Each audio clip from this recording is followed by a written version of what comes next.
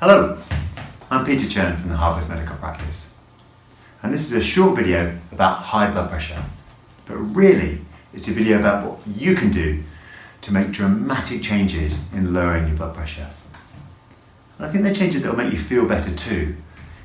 And if they do make you feel better and they lower your blood pressure, then they're much more likely to stick. So let's go through them. So let's start by thinking about what we eat. Our diets can make a huge difference to our blood pressure. And it's not very complicated.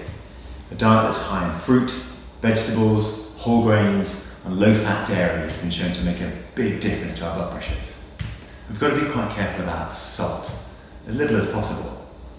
It's hard to keep track of salt in things like processed foods, ready meals, which have got a lot of salt in them.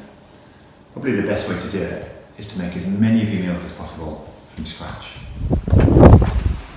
Well, next up is coffee. I love coffee. But it's fair to say if you've got high blood pressure, then reducing the amount of caffeine that you drink is likely to improve your blood pressure.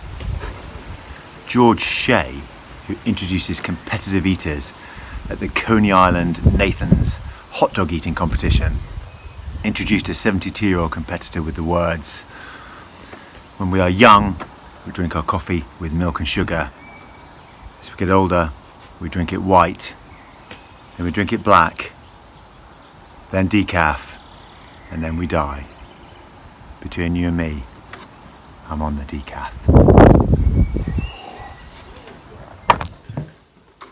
Alcohol. Well, it's fair to say that the more alcohol you drink, the higher blood pressure is likely to be. We'd really recommend a good 3 or 4 nights without any alcohol a week and see how you feel. And if you feel better, well, it's a good opportunity to really rethink your relationship with alcohol. Maybe then try and go a whole weekend, a week, or really challenge yourself, maybe a whole month. I better leave this one, partly because I'm filming this at 10 o'clock in the morning. Well, next up is relaxation. We're not going to tell you how to relax, but it's important to realise that stress doesn't need to be bad for us. It can be if it goes on for a long time, and what's really bad for us is a feeling that you can't do anything about stress. You don't know what to do. So prioritising some time and space in your life to do what you find relaxing, to look after yourself, before resuming shouting at the children. So now we're going to talk about exercise. Well, maybe we're not, because I think calling it exercise implies you need to put on the lycra and head to a subterranean gym. And you really don't. We're talking about just moving more. So obviously if you can run, that's fantastic, cycling, swimming, but if you can't, walking is fantastic exercise. And if you can do it outside in nature, well then you just double the benefit. I want to try and build it into your routine. So walking to the shops, and if you can't walk to the shops and you're driving to the supermarket, well, why don't you park in the parking space as far away from the entrance as possible? The one reserved for those that want to lower their blood pressure and live a little bit longer.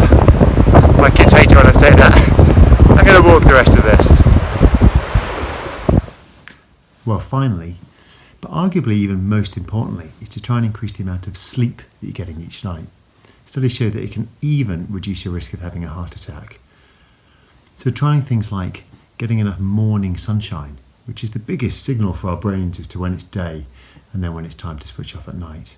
And try not to confuse that message with blue light from screens or tablets for about 90 minutes before you go to bed. Having a really regular bedtime, but also waking time as well, to avoid social jet lag when you have a line at the weekend, which can really confuse our brain's patterns.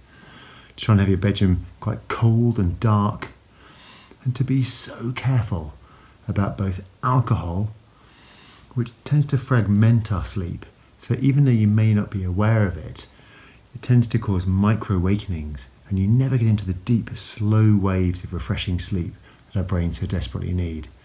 And then caffeine, which is a really powerful stimulant drug, and it lasts for a long time. So for a cup of coffee, about 6 hours after you've had that cup of coffee or tea, there's about half of that dose of caffeine still alerting your brain. And incredibly, 12 hours later, there's still a quarter of that dose.